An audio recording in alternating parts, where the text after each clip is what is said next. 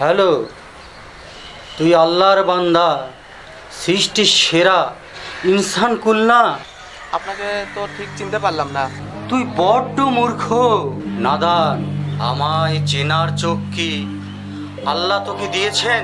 আমি হলাম পীরে জাদা, বাদশার বাদশাহ, আশিকে দেওয়ান, রহমতের ভান্ডার, কামেলের কামেল, বিশ্ব ধ্যানদার, খান জাহান আলীর মাজারের ক্ষতি, পীর আলাউলের এক নগণ্য মুরিদ, পাগলা।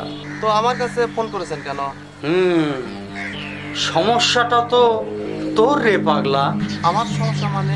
তাহলে আর বলছি কি, আমার পীরে কামেল ধ্যান যোগে দেখেছেন তোর জীবনে বিশাল এক মুসিবত টর্নেডো ঝড়ের মতো এগিয়ে আসছে। এ থেকে আমার পরিত্রাণের উপায় কি? আল্লাহর কামেলদের সঙ্গে একটু আদবের সঙ্গে কথা বলতে হয়। তোর মাঝে যে একদম আদব বোধ নেই। আমাকে তুই বাবা বলে ডাক।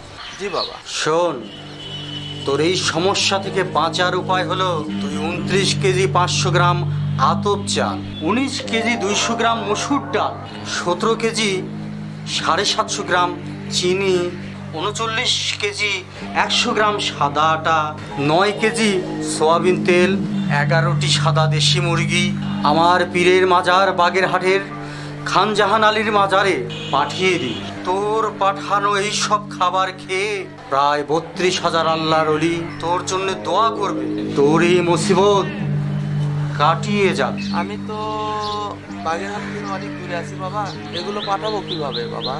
আল্লাহর অলিদের সব পথ খোলা আছে রে পাগলা।